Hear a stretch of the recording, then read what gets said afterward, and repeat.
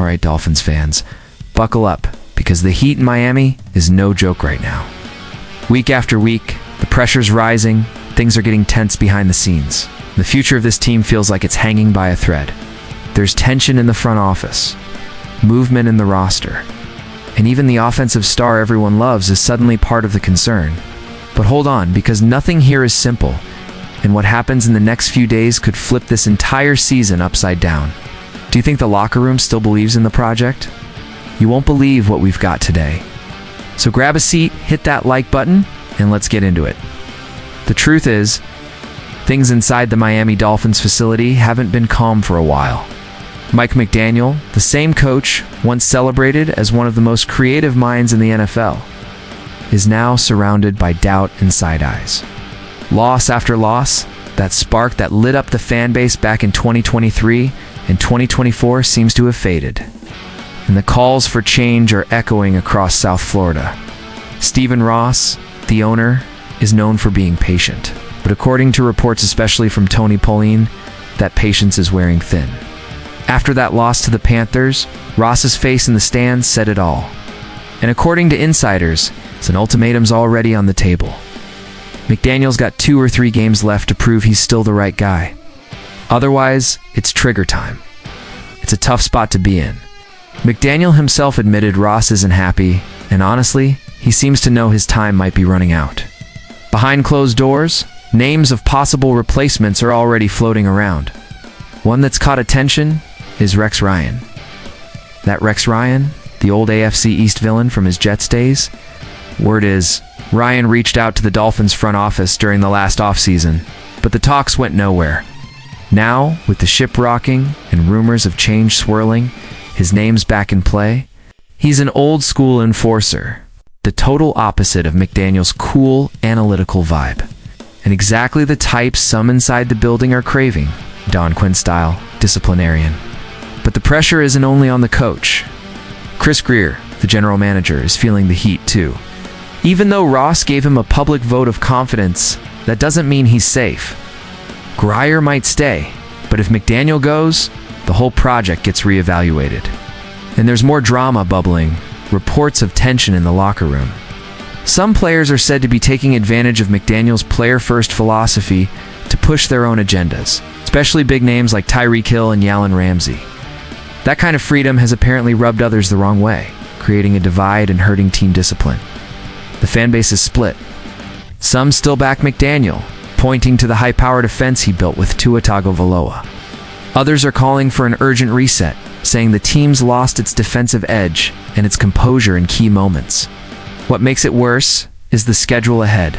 Chargers, Browns, and Falcons 3 tough matchups in a row. If McDaniel can't pull out convincing wins in that stretch, he could easily be the first coach fired in 2025, and that, my friends, would change the entire direction of this season, and maybe the franchise's future.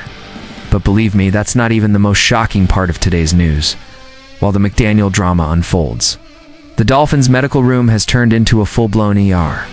The nickel cornerback position, crucial for covering speedy offenses, is in shambles. 3 players down, all with serious injuries, and the team's scrambling to plug a hole that keeps getting bigger. Artie Burns was the first to go, tearing his ACL during training camp. A big blow, since the veteran was expected to anchor the secondary. Then came rookie Jason Marshall Jr., 5th-round pick out of the University of Florida. He injured his tendon in Week 2 against the Patriots. Bad luck, right? But it didn't stop there. In last week's game against the Panthers, Cornell Armstrong went down too. And on Wednesday, McDaniel confirmed it. Another one to injured reserve. 3 losses at the same position in just a month. It's the kind of nightmare that makes any defensive coordinator lose sleep. But there's a bit of light ahead. Enforcements are coming. McDaniel said the team's about to sign a new nickel corner, but he wouldn't reveal who. Total mystery. The media is already speculating, and one name getting buzz is Jimmy Ward, formerly with the Texans. A seasoned vet, versatile, and someone who's proven himself in that role. He's available right now and could step in without much ramp-up time. The only problem? Ward's had his share of injuries too. Signing him would be a gamble, and the Dolphins can't afford another setback. The fan base is split once again. Some are pushing for a young guy who can grow within the system, someone who brings energy and longevity. Others say this is no time for experiments. Miami needs a ready-made veteran who can lock down the position right now. And honestly, in this defense, that slot role is everything. That's where the quick reads happen, the disguised coverages. The surprise blitzes, the identity of the Dolphins' aggressive style depends on it. Beyond the technical issues, there's a psychological toll. 3 straight injuries will shake anyone's confidence. Players start hesitating, playing scared, and that's deadly in the NFL, especially in man-to-man coverage. The position coach is doing everything to keep spirits high, but deep down, everyone knows the weight of it. The team needs someone to step in and send a message. This defense is still alive, because if that hole in the secondary doesn't get patched fast, opposing offenses will turn every Dolphins game into a nightmare. But hold on, because what's coming next might hit Dolphins fans right in the heart.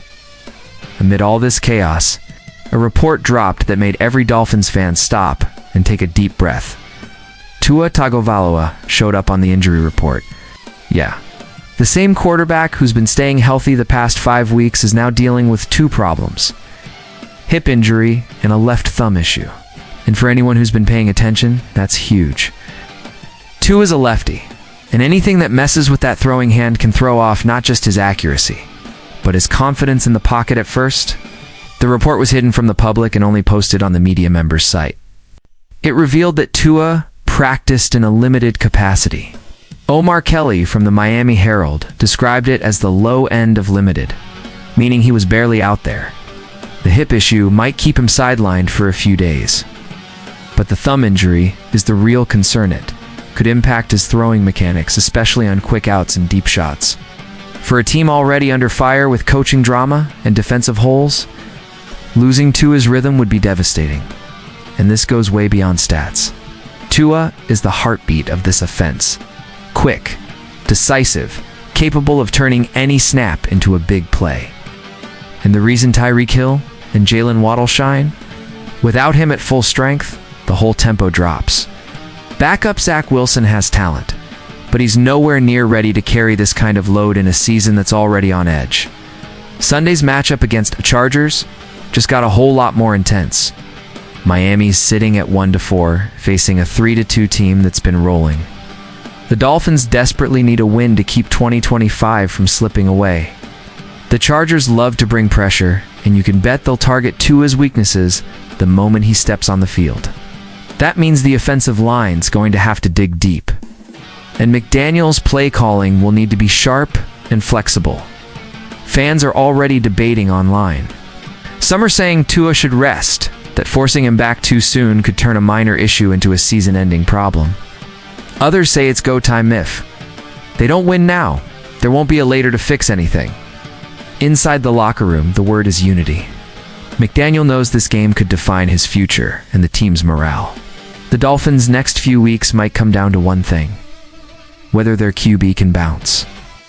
Because sacrificed himself for this team, and through all the noise, rumors, and injuries, one thing remains the same: the heart of the Miami Dolphins fan base. No matter the chaos, the pride of wearing aqua and orange never fades. Every challenge is a chance to fight back. And if there's any team that knows how to rise again, it's this one. Right now, it's about standing together, supporting while demanding more. So tell me, is the problem coaching or execution? Drop your take in the comments, hit that like, and let's ride this wave together.